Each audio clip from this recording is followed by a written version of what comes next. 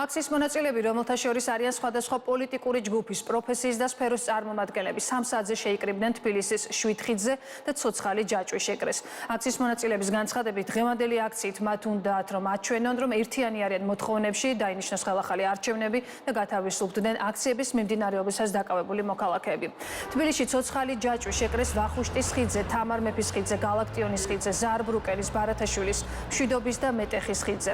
ერთობის ჯაჭვში ჩაერთო საქართველოს პრეზიდენტი სალომე ზურაბიშვილიც, რომელიც აქცია ზაარბრუკენის მოედანზე შეუერთდა.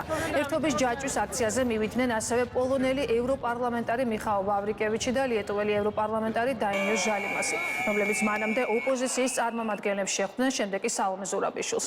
ცოცხალი ჯაჭვის შეკვრის შემდეგ პროტესტის მონაწილეები სხვადასხვა მარშრუტით მსვლელობით დაიზრნენ რუსთაველის გამზირის მიმართულებით, სადაც ტრადიციულად საპროტესტო აქცია იმართება. მოქალაქეების პროტესტი პრემიერ-მინისტრის ირაკლი კობახიძის 28 ნოემბრის განცხადებას მოყვა, რომლის მიხედვითაც მიღებულია გადაწყვეტილება, რომ 2028 წლის ბოლომდე საქართველოს ხელისუფლება დღის წესრიგში არ დააყენებს ევროკავშირთან მოლაპარაკებების გახსნის საკითხს. პროტესტის მონაწილეების მთავარი მოთხოვნები უცვლელია, დაინიშნოს ახალი არჩევნები და გათავისუფლდნენ აქციების პერიოდში დაკავებული პირები.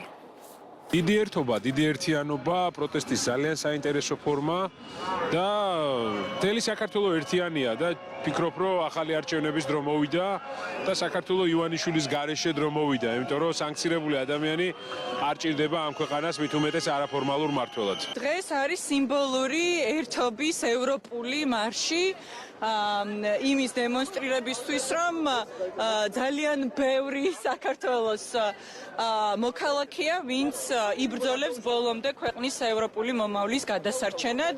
გუშინდელი სანქციებიც იყო ძალიან მნიშვნელოვანი ივანიშვილის წინააღმდეგ. ეს იქნება წნეხი, რომელსაც ივანიშვილი ვერცერთ შემთხვევაში ვერ გაუძლებს და მოუწევს იმ ერთადერთი მოთხოვნის შესრულება, რაც ამდენ საქართველოს მოქალაქეს აქვს, ეს არის ახალი არჩევნები, რომ დავიბრუნოთ ქვეყნის ევროპული მომავალი. ფორმას მე მგონი არ აქვს მაგ განსაკუთრებული მნიშვნელობა. უბრალოდ განსხვავებული რაღაცა გაკეთა დღეს თორე. თავარი არის, რომ პროტესტი არის და მუხტი არსებობს და ბრაზი არსებობს ადამიანებში და არსებობს იმის გააზრება, რომ ეს პროტესტი უნდა გაგრძელდეს ქუჩაში ნებისმიერ შემთხვევაში.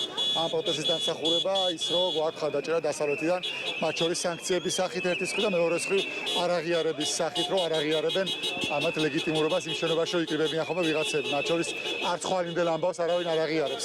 ამიტომ პროტესტი უნდა გაგრძელდეს ნებისმიერ შემთხვევაში. დღევანდელი დღე არის ძალიან მნიშვნელოვანი, იმიტომ რომ აი ასე ხელჩაკიდებულები, გაერთიანებულები, როგორც აი ჯაჭვი არის გაერთიანებული, მსგავსად ძალიან სიმბოლური არის დღევანდელი დღე.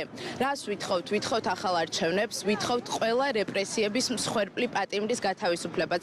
7 ძილი საქართველოში არავის არ ექნება, სანამ ყველა პატიმარი არ იქნება თავისუფალი. ყველა რომელიც უკანონო პატიმრობაშია, უნდა გათავისუფლდნენ აუცილებლად და ქვეყნის ევროპული მომავალი უცვლელია, რა თქმა უნდა, ამათ ორი აზრი არ აქვს და მეტი მნიშვნელოვანი სალაპარაკო მე ვეღარ ვხედავ რა არის. ეს არის ყველაზე მთავარი რამე და ხელისუფლებამ აუცილებლად რიგარეში არჩევნები უნდა დანიშნოს. სხვა გზა ფიზიკურად არ არსებობს. იზოლაციაში ვართ ყველანაირად.